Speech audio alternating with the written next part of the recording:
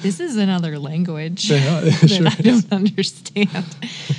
I got a care package from Braiins.com. And in it, they sent me this, the BCB100, their custom S19 control board. According to their website, it'll work in the S19J, the S19J Pro, the S19 Pro, and the S19 XP. They claim this thing will make your miner get higher efficiency than stock firmware while giving you a higher hash rate at the same time. And that's what I call a win-win. Or you can use it to underclock to insanely high efficiencies to basically turn your S19 into about half of an S19 XP, meaning it'll be extra efficient, effectively netting you more Bitcoins per watt of electricity, which is a really important figure as electricity prices just keep going up. But also it's winter now, so maybe bring all the heat you got and put one of these things in your basement. They also sent me some light reading. I should just do a voiceover for these and make it into a podcast. Anyway, swapping out your board is extremely simple. You don't even need tools. Well, if your machine is basically already disassembled like mine is all the time, you don't need tools. You do need a screwdriver to take the case off of your control board, but why would you have that thing on there anyways? Quick shout out to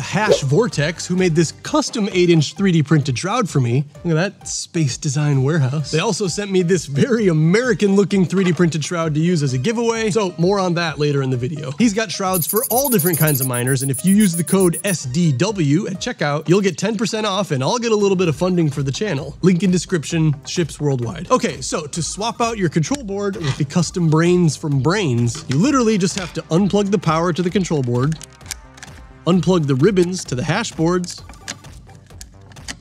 and the communication line to the power supply, and this thing will just slide off. Then just slide the new one on, plug everything back in where you just unplugged it from. They're all in the same spots.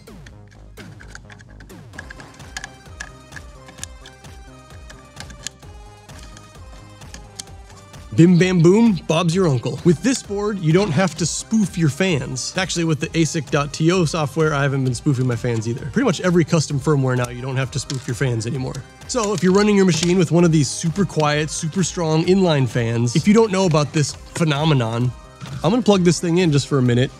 I'm not gonna adjust my microphone.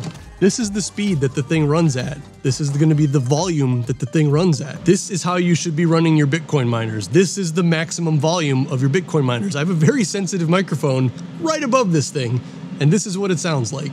You could put this thing in your kitchen and it wouldn't bother you in the living room. With it being wintertime, this is a great way to heat your house. 3,000 watts of power. Well, you'll see I'm gonna pull a lot less. To have the board spoof the fans if you took them off, you're just gonna have to check a box inside the settings once you get in there. So let's go see what that looks like. Get this thing out of the way. Well, first, your IP address will have changed with the new board, and I can't sign into this without it plugged in, so please hold while I go hook this back up. Time has elapsed. Look at how long my hair has gotten. Have you noticed that I've lost like 30 pounds? It's ridiculous. I'll talk about it some other time.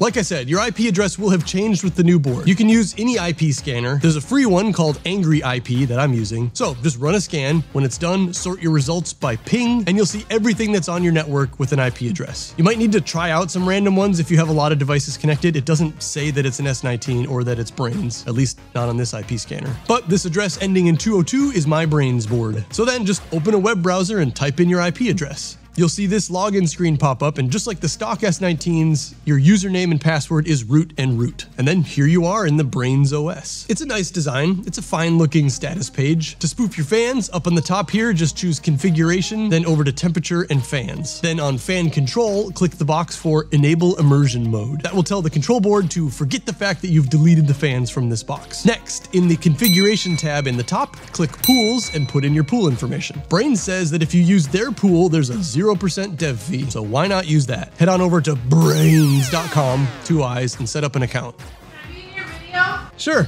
get a chair. Sarah Hazelwood, everybody. Cameras, you can hardly see it, maybe you see a reflection. Now you're gonna deliver lines. Once you're in there, go over to workers and then click connect workers to get the information that you need to put in the configuration tab in your miner. You're gonna wanna use the Stratum V2 address with this custom board. Copy that, choose a name for the miner, like Kitty Hazelwood, and put that info in here under pools inside configuration. Keep in mind that this is all case sensitive. I thought it was all broken because I had SDW in the name for my account, and I had typed it in lowercase SDW and it wasn't connecting. So whatever you make the name for your account, it does have to be exact when you're typing it in the configuration menu. Atta girl 822. You can't give away your passwords. It's not a password. That's my AIM name. This is another language that I don't understand. Then when it says restart BOS Miner to apply configuration changes, I have no idea what that means. I had no idea what that meant, and a couple of times I just pulled the plug on the miner to reset it, thinking it was asking me to reset the machine. Turns out there's this quick action button right up here, and that's one of the options. So that's all the troubleshooting that I had to do for the whole install. So easy. This is a brain. This is, yeah, it actually is. What do zombie nerd miners eat? I mean, I think that's, Brains. I think that's already the joke based on how they spelled it. Oh. Maybe. I don't feel like I should touch these things. I like throw these around. Isn't like my finger grease messing all this up? If you touch the pins. Don't touch them. Back in the dashboard, you can hover over the graph here and see all the real-time stats. Clearly, I'm underclocking because of 14 cents per kilowatt hour power down here in Florida, and I have no use for the heat. If we go over to temperature, you can see the temps of the individual boards. I'm way into that. Also, in the hash rate section, you can see individual boards hashing in case maybe one of your boards goes down. Or if you see an abnormally low overall hash rate. Are you mimicking me? No. Are you Mockingbird? Are you Mockingbird? No, I'm hashing. It's like, it sounds like a dance. Oh. I had a machine a long time ago that was hashing at like 60 terahash when everything was running stock. And after a few hours of poking that box, I finally figured out that just one of the screws on the bus bars was loose for some reason, and that board wasn't getting enough power. I see you out of both corners of my eye. So I was just running on 2 out of the 3 hash boards. I would have seen that instantly on a display like this. Down here, you've got a ton of information for if you're overclocking or underclocking. And honestly, what are you even doing if you're not doing one of those things? What are you even doing? Why would you ever want to underclock? The machine gets more efficient. So you get more Bitcoins per watt of electricity, but you run it slower. Normally it runs at 100 terahash, and so that's how many Bitcoins I get. Uh-huh. I'm having it run at 70 terahash, so I'm getting less Bitcoins, but it uses even less electricity because our electricity is expensive. So like normally we're right around 0 profit, but this way I can like use a little bit less electricity so I get a little bit of profit. This is like bike gears again. Why would you want to go slow? Then down at the bottom here, you have your auto tuning status. And that doesn't have to do with singing. I asked. I took this screenshot at 1 hour and 53 minutes into the initial auto tune for this machine, and it ended up taking like 6 hours to finish the auto tune. Do you believe in that?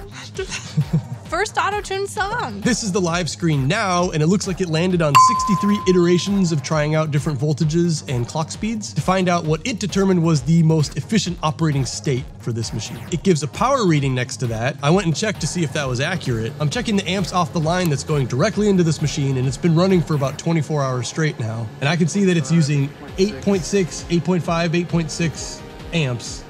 And today my power coming into the warehouse is at 208 volts, which means this miner's only using 1,788 watts to run, which is even less than the firmware thinks it's running on. And I'll bet that's because they're figuring in the power for the 4 ASIC fans that would be running, but I've replaced them with the big inline fan. So I'll add in 100 watts for that thing, even though it's almost certainly using more like 50 or 60 watts because I have it turned down so far. It's kind of cold.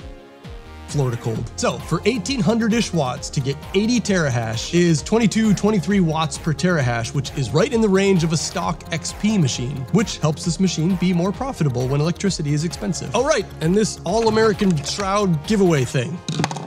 You take this. In the Braiins control board box, there was also this adorable little PCB keychain. The first person that tells me what this actually came from, because I just have a feeling that this is like a throwback to something, gets this shroud.